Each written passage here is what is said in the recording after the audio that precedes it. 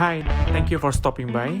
Welcome to the Underground Podcast, tempat di mana kita bakal ngobrolin topik-topik seputar jualan online dari seller dan juga untuk seller. Tanpa berlama-lama lagi, let's go down to the underground.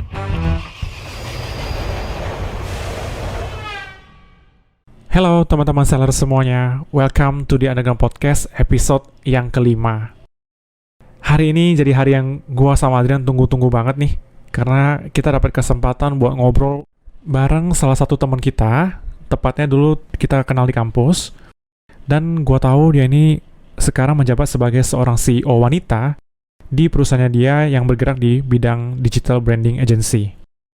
Dan gue yakin banget dari pengalaman dia, dari apa yang udah dia lalui, kita bisa narik sesuatu dari pengalaman dia ini untuk jadi bekal kita ke depannya, teman-teman. Oleh karena itu, hari ini gue gak sendirian, gue bakal ngobrol-ngobrol bareng teman gue, Priscilia Carista.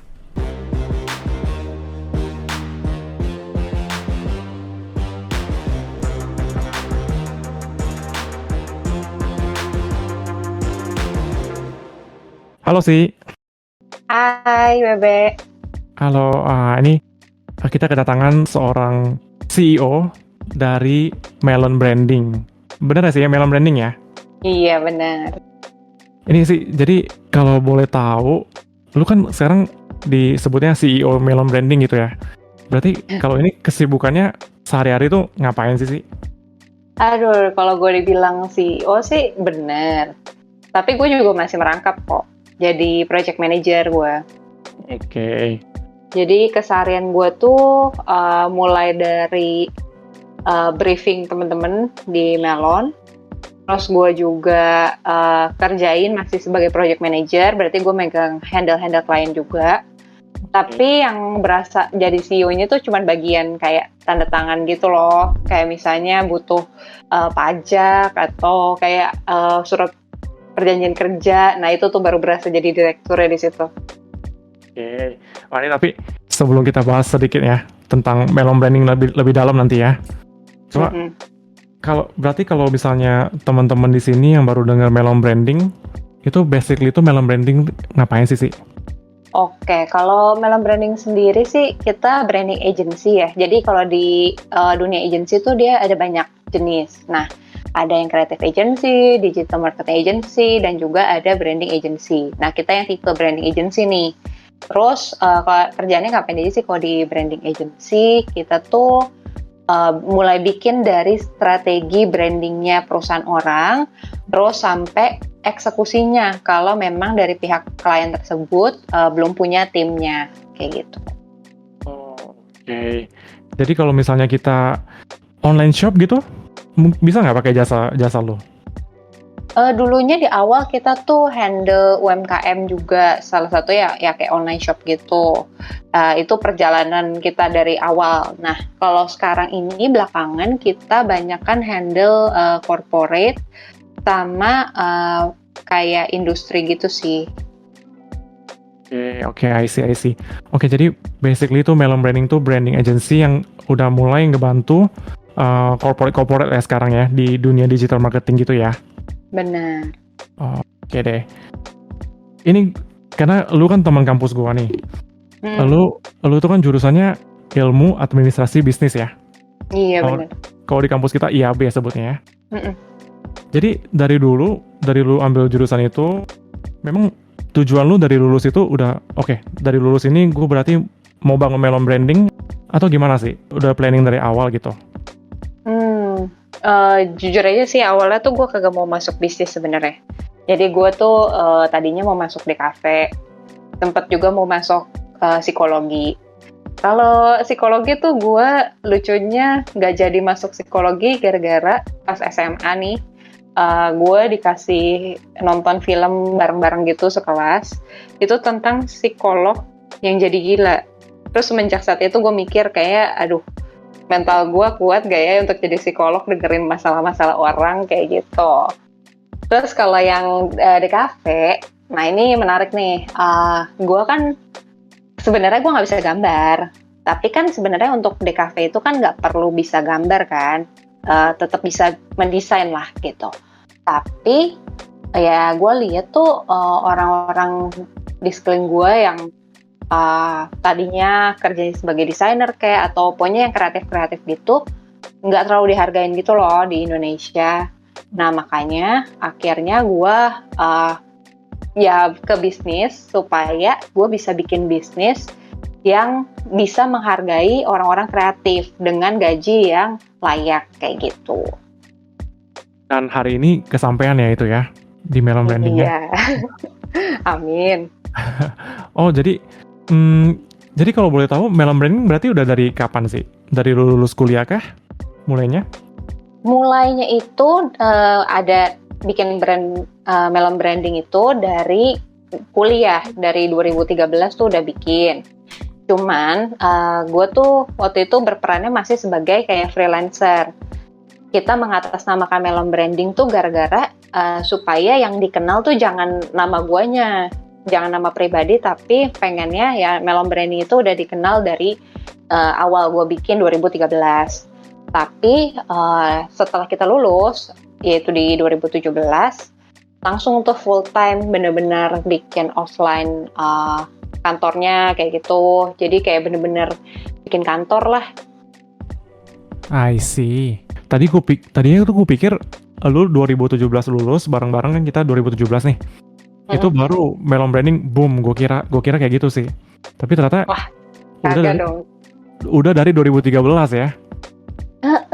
Kalau misalnya dari 2017 nih, lu bayangin deh, kalau kita baru lulus, terus kita baru start, itu tuh pasti lu bener-bener dari nol banget dong, gak punya pemasukan apa-apa, lu udah diberhentiin uang jajannya dari orang tua, ya kan? Terus nggak tahu gitu dapat duitnya dari mana, karena kan kalau temen-temen lu pasti dapat kerjaan karena ngelamar-ngelamar di perusahaan orang gitu kan. Nah, lu ngerintis nih dari nol. Nah, kalau gue mikirnya justru gue tuh pas di kuliah gue nggak terlalu banyak ngikutin apa sih kegiatan UKM atau jalan-jalan sama temen yang terlalu banyak gitu sih enggak, karena gue mikirnya oh ya udah gue kuliah nih, yang penting gue lulus dulu, tapi gue udah punya bisnis, jadi pas gue lulus udah langsung start lari gitu loh. Wah ini berarti salah satu message yang bagus juga nih buat kita teman-teman.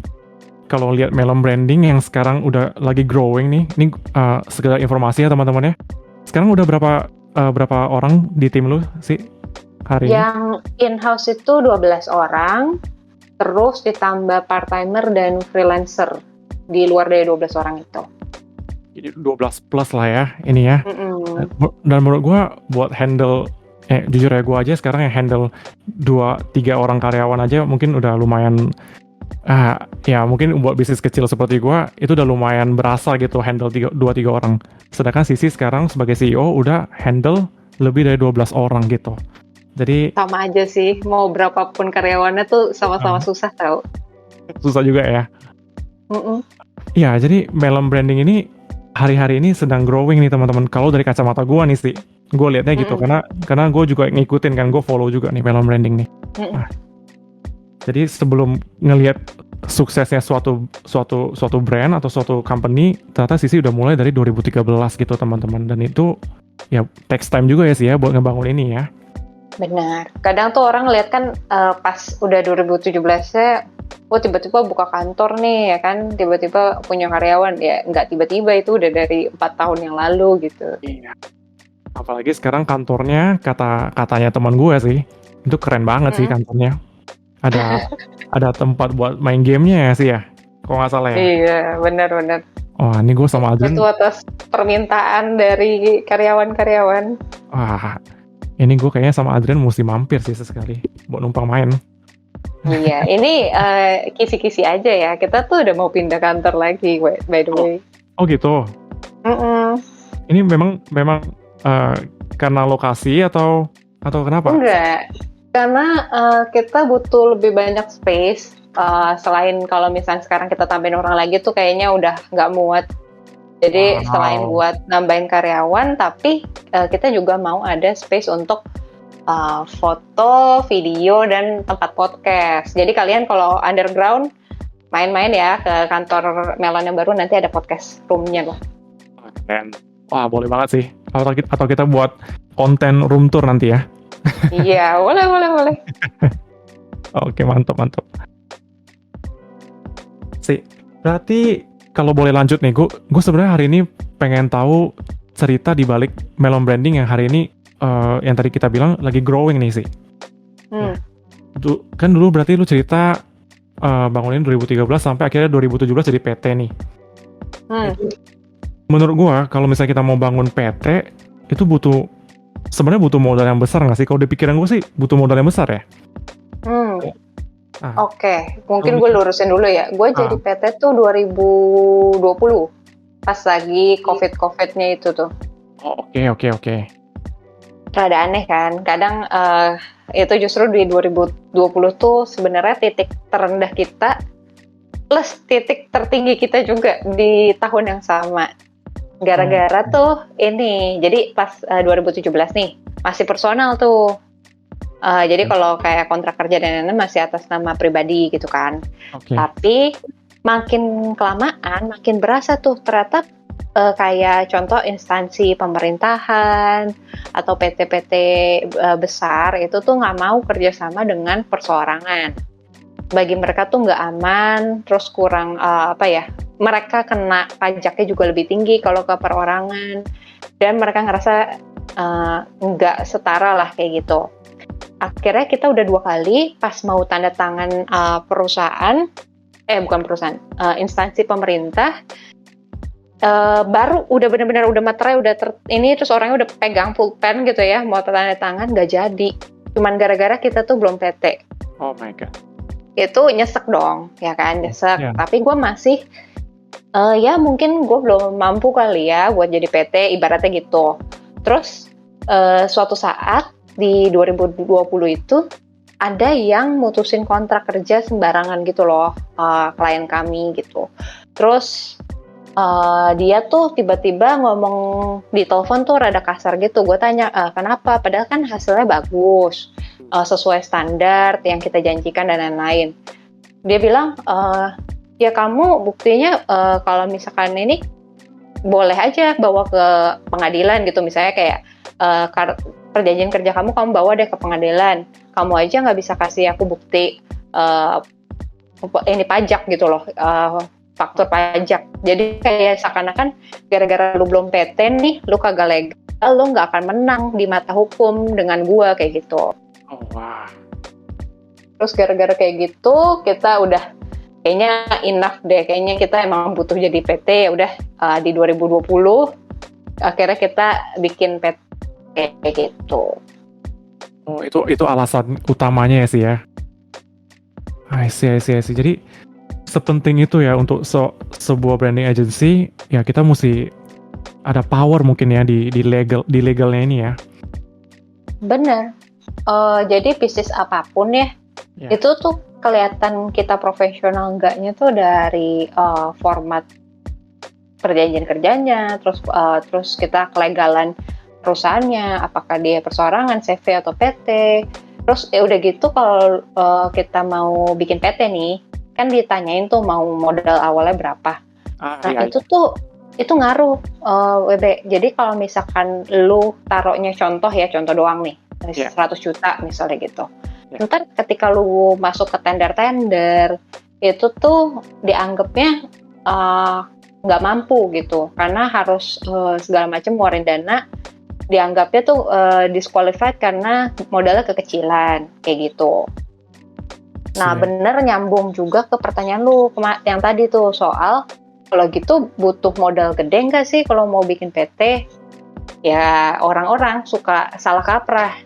Kalau temen gue kemarin tuh baru bikin CV ya, terus dia bilang, oh gue bikin CV aja sih karena kayaknya gue nggak sanggup deh ke PT, gue masih kecil gini. Nah itu sebenarnya pemikiran yang salah tuh.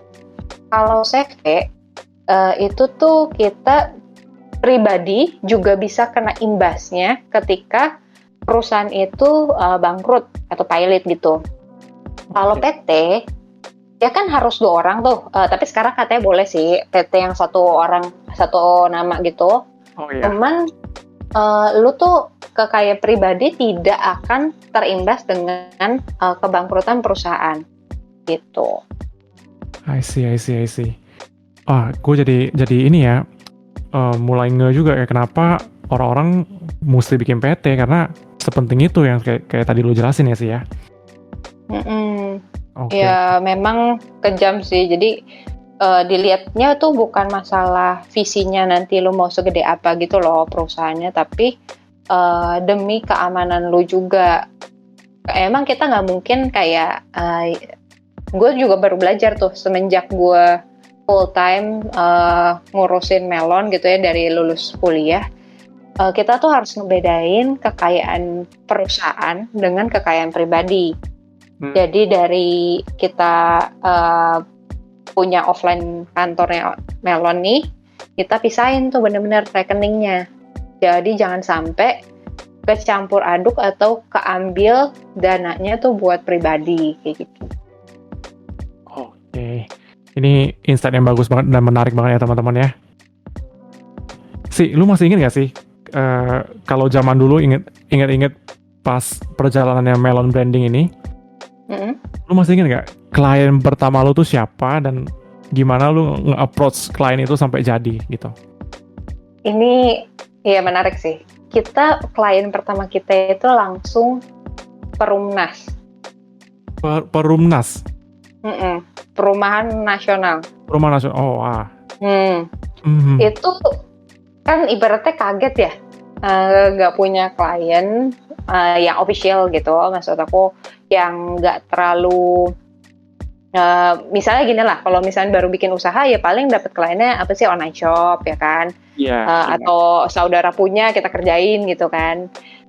Itu udah ada tuh, maksudnya emang kita waktu dulu tuh bikin paid promote.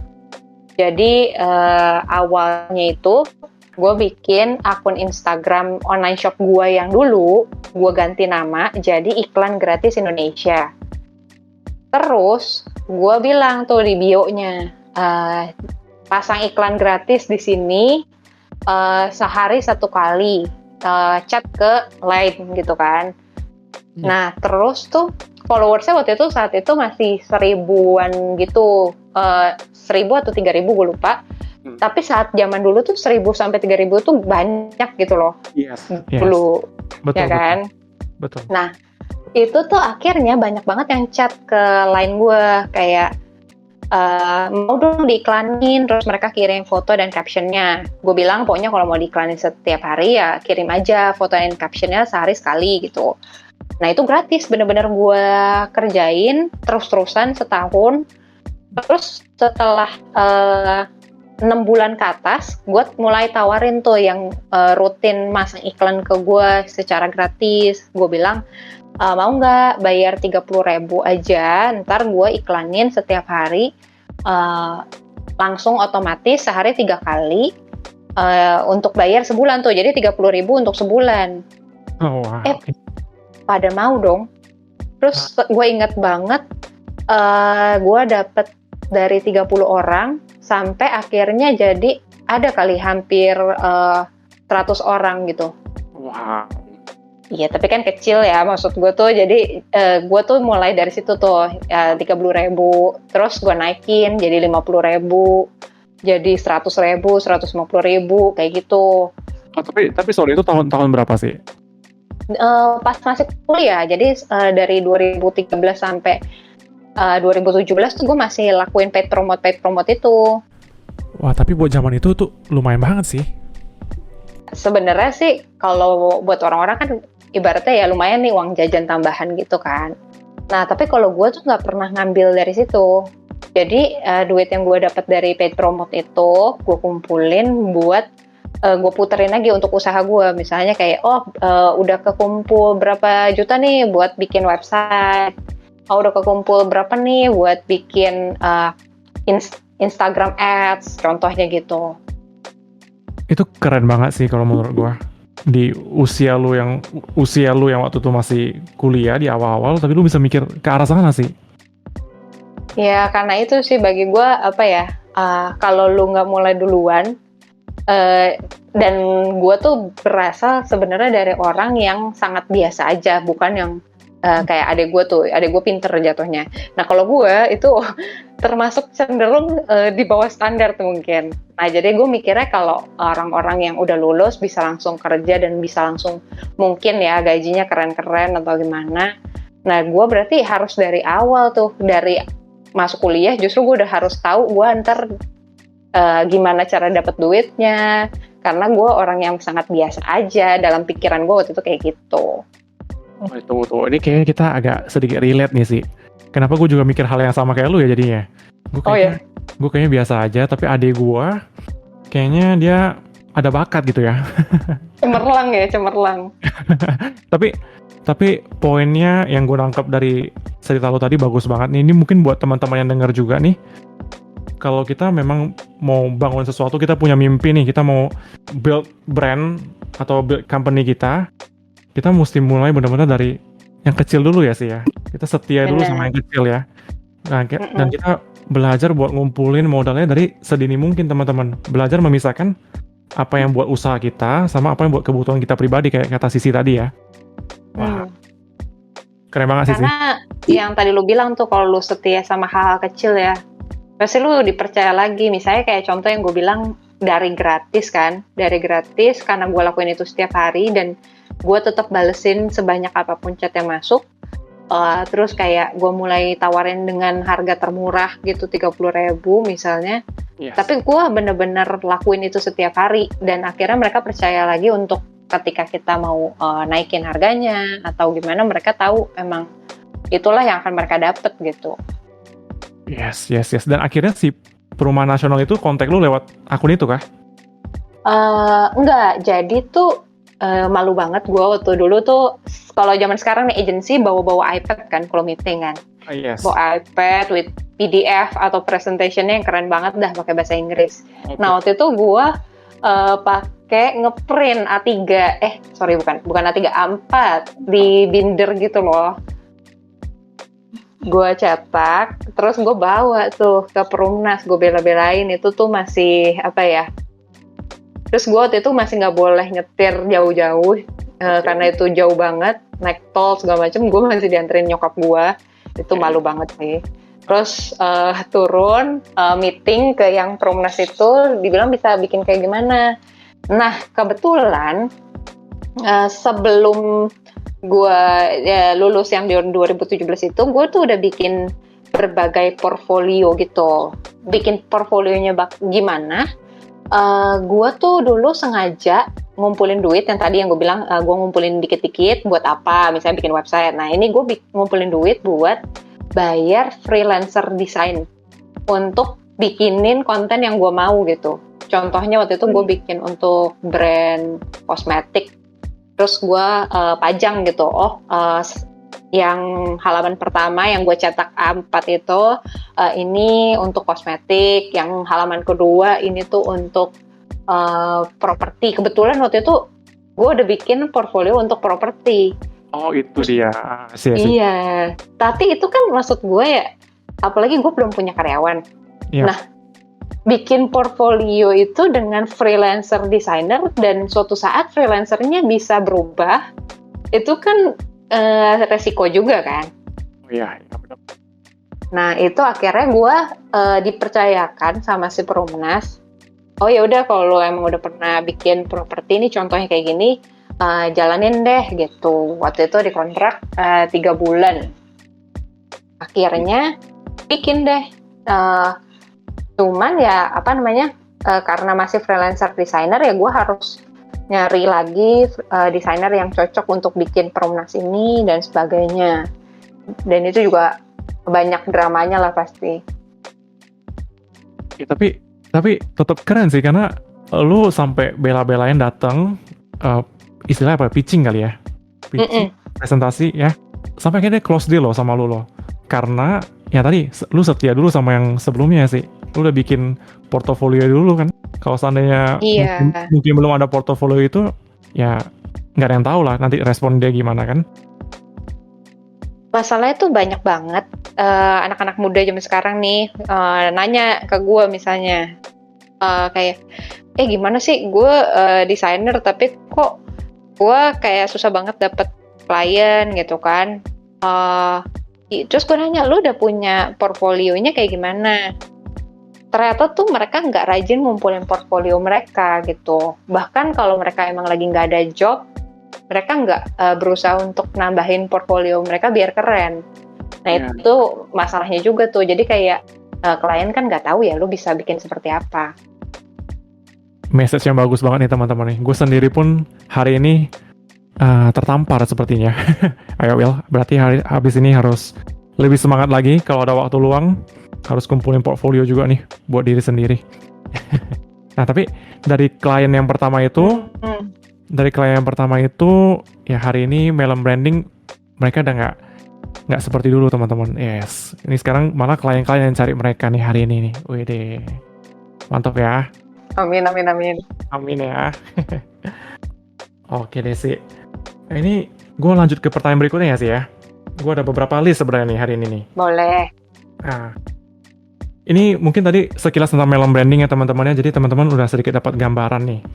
Tapi kali ini gue lebih mau tanya ke sisi secara personal teman-teman ya. Kalau gue boleh tanya sih, jadi CEO itu menurut lu enak gak sih sebenarnya? Kalau enak, kenapa? Kalau nggak enak, kenapa? Oke. Kalau gue bilang sih ada enaknya. Tapi orang lebih kagak tahu seberapa banyak nggak enaknya justru. Gimana tuh? Nah, kalau gue kemarin tuh sempet mengeluh sedikit ya soal jabatan CEO itu tuh. Karena orang taunya tuh kayak dateng, ya enggak sih, kalau gue dulu tuh selalu datang paling pagi dibandingkan dengan karyawan-karyawan gue. Tapi belakangan emang gue bisa ada sedikit spare waktu gitu. Dan orang taunya kayak, lu job desk-nya apa sih? Walaupun gue masih merangkap jadi project manager itu dan mereka tahu kerjaannya apa. Cuman di luar dari itu, kok kayaknya lu nggak ada manfaat lain gitu. Padahal yang harus dipegang sama CEO itu banyak banget, dari HRD ya kan, dari keuangan harus paham, dari segi operation juga lo harus tahu, dan semua aspek yang di dalamnya.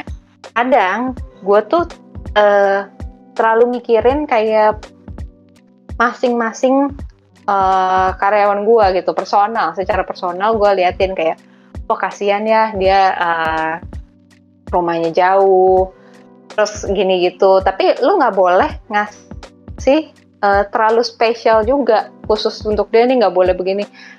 Sedangkan karyawan lain pasti akan nyeri, atau kayak lu harus sebagai CEO itu harus menjadi penyeimbang dari segala aspek bisnis lu, mulai dari keuangannya, mulai dari orangnya, karyawan-karyawannya happy enggak, sampai ke operation setiap harinya dan klien happy nggak dengan itu. Kalau lu kagak bisa dapetin titik imbangnya, itu bahkan perusahaan lu bisa hancur gitu. Karena gue lihat banyak banget bahkan klien-klien gue yang udah perusahaan lebih gede, skalanya dari gue, segala macam omsetnya dan lain-lain, tapi tuh ada yang stuck di situ-situ aja. Karena apa ya? Karena mungkin mereka justru lebih condong yang penting internal gue happy misalnya gitu. Ada juga yang bos-bos yang versi keras gitu, ngomongnya kasar, terlalu job oriented dan lain-lain, gak ada touch personalnya sama sekali. Akhirnya karyawannya semuanya bilang tertekan, dan bahkan rolling karyawannya tuh sangat cepat.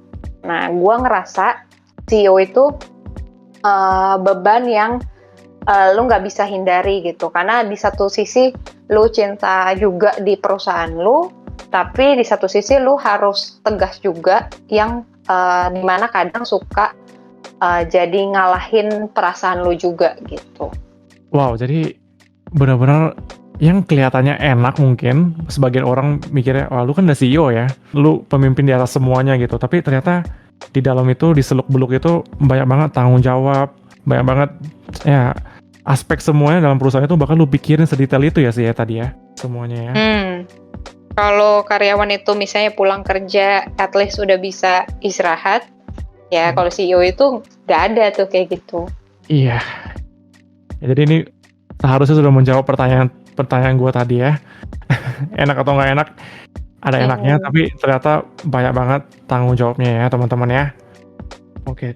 Terus dengan segala kesibukan itu, kalau boleh tahu, gimana caranya seorang Sisi ngatur waktu buat bisa handle semua itu sih, kontrol semua itu? Oke, kalau di beberapa bulan terakhir ini, gue untungnya udah ada yang ngebantuin. Nah, ini si Windy itu personal assistant gue sekarang. Jadi tuh dia yang ngebantu ngejadwalin kalender gue. Kayak misalnya kalau gue lagi meeting atau apa, dia yang akan handle chatnya dan lain-lain atau telepon. Cuman kalau dulu sebelum ada Windy itu tuh gue pertama tipsnya itu harus punya jadwal sendiri. Gue selalu pakai Google Calendar karena dulu gue masukin ke kayak binder gitu ya. Cuman binder itu kan nggak fleksibel. Lo lupa bawa atau kalau udah penuh ya lo nggak bisa sempilin lagi. Sedangkan kalau di Google Calendar kan lo bisa geser-geser seenak lo gitu kan. Yes. Tapi yang kedua, kalau gue orangnya itu yang nggak suka nunda. Kalau misalnya contoh ya, hari ini tuh udah hampir full, gue nggak akan bilang kayak, oh besok aja deh. Tapi gue akan usahain tetap di hari itu. Jadi kalau gue tuh nggak mau yang kayak, karena jadwalnya udah hampir full, jadi gue harus istirahat dulu dan lain-lain. Gue tetap akan taruh di hari itu karena gue yakin besok itu ada peluang-peluang baru lagi yang akan masuk dan gue punya kesempatan untuk ngisi lebih banyak gitu daripada gue harus nunda yang hari ini ke besok, yang besok sedangkan udah ada lagi. Jadi gue harus manage waktu gue tuh dengan karena waktu itu kan berharga ya. Jadi bagi gue tuh sekarang sebagai CEO itu udah nggak ada waktu itu yang harus dibuang-buang gitu. Ya kalau emang lu butuh makan, gue akan taruh itu tetap di jam 12 misalnya gitu. Tapi habis itu gue harus udah siapin lagi untuk meeting. Jadi kayak nggak boleh yang lu tuh terlalu mengasihani diri lah kayak, gue belum istirahat atau apa. Tapi ya istirahat itu ntar setelah di luar jam kerja kayak gitu. Berarti kalau gue boleh simpulin, selain sistem, maksudnya selain lu dibantu sama personal assistant, tapi ternyata cara-cara kayak tadi lu bikin jadwal sendiri di Google Calendar, and then lu juga nggak menunda-nunda pekerjaan yang bisa dikerjain langsung gitu ya sih ya. Itu menurut gue sangat keren banget sih. Dan ini bisa banget kita praktekkan teman-teman, iya nggak sih? Kalau teman-teman di sini ada yang kerja di online shop atau teman-teman juga lagi bangun usaha, gue rasa ini tips yang bagus banget buat kita semua. Thank you. Semoga ngebantu sih. Oke sih. Ini ada satu pertanyaan lagi yang gue penasaran juga nih. Mungkin pertanyaan kali ini lebih terkhususkan buat pendengar-pendengar wanita di sini ya. Ini gue kan kepoin IG lu nih. Ya jadi di Instagram lu tertulis di bio-nya itu Fearless Woman. Benar ya sih ya? Benar. Fearless Woman. Ini gue justru secara pribadi gue penasaran nih, apa sih arti fearless woman buat lu sih? Sebenarnya gue rada malu gitu loh naruh di bio kayak gitu. Cuman tuh bagi gue itu salah satu pengingat gue gitu. Gue tuh sering dari kecil itu sebenarnya gue tuh penakut banget. Kebalikannya dibandingkan yang gue tulis di bio gitu. Oke.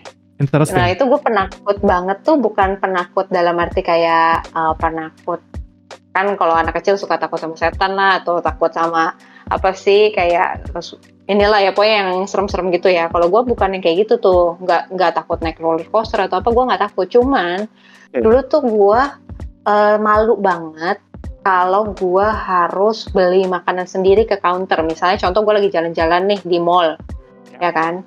Udah ada duit gue, bukan nggak punya duit. Nah, ada duit jajan, ya kan. Terus gue mau beli, contoh ibaratnya KFC lah gitu. Terus gue maju nih ke counternya, misalnya mbaknya nanya mau beli apa. Nah itu tuh gue udah malu tuh.